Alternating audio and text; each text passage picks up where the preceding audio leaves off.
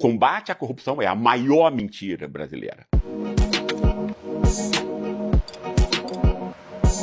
Eu sou Gessé Souza, fiz a minha graduação em Direito, o mestrado em Sociologia, depois eu fiz um doutorado em Sociologia na Universidade de Heidelberg, Alemanha, uma livre docência na Universidade de Flensburg, Alemanha. E sou agora professor titular de Sociologia na Universidade Federal São Paulo, ABC. Eu fiz mais de 30 livros e centenas de artigos e ensaios em muitas línguas.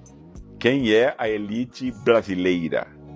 A elite brasileira, ela vai ter hoje em dia duas frações apenas, já que a fração industrial praticamente não existe hoje, né? E você vai ter uma elite que é uma elite da fração financeira do capital. O que é que significa isso? O pessoal que está por trás dos bancos, no fundo, né? E acontece o quê? Você explora o povo e a sociedade inteira a partir de uma dívida pública que ninguém auditou. Se ninguém nunca auditou, obviamente é porque teve roubo. Getúlio Vargas auditou e conseguiu dinheiro para criar Petrobras, Eletrobras, etc. O Equador auditou e 70% dessa dívida se revelou fraude. Quem a estuda diz que no nosso caso essa fraude é maior ainda. Isso significa o quê? Uma enorme transferência de renda via orçamento público para meia dúzia de pessoas que estão por trás dos bancos. A outra elite é a elite do agronegócio, né? Que é uma elite que foi montada através do roubo de terra de poceiro. Não estou falando de 1500, estou falando de hoje. Eu já entrevistei famílias do norte do Paraná que foram expulsas na década de 70, 80, e o cara diz, olha, eu quero essas terras aqui, se vocês não saírem eu vou mandar matar. Então tem a coisa do roubo de terra e o assassinato de posteiro, indígena, etc, etc.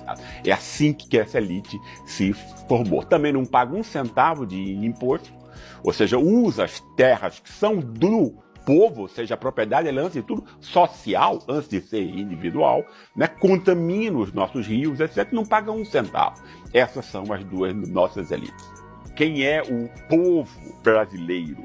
São 4 grandes classes sociais entre nós. Você tem uma pequena elite, que tem toda a propriedade. Você tem depois, abaixo dessa elite, uma classe média. As pessoas pensam que a renda média é a classe média, que é uma bobagem monumental. Se você tem renda média, num país pobre que distribui mal, você é pobre, né? Entende? Quer dizer, a classe média ela é montada em quê? No monopólio do conhecimento considerado legítimo, né?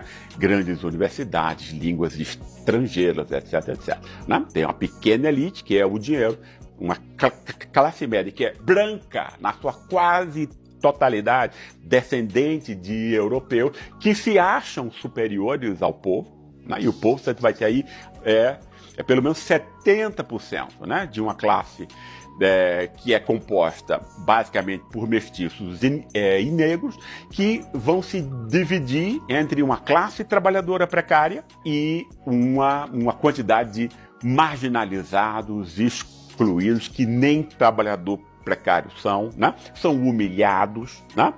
São perseguidos, porque não é só você abandonar. Esse pessoal não é simplesmente abandonado. Ele é perseguido, menosprezado, humilhado, né? Perseguido pela polícia, justiça, etc. E humilhado por todas as classes que estão acima dele.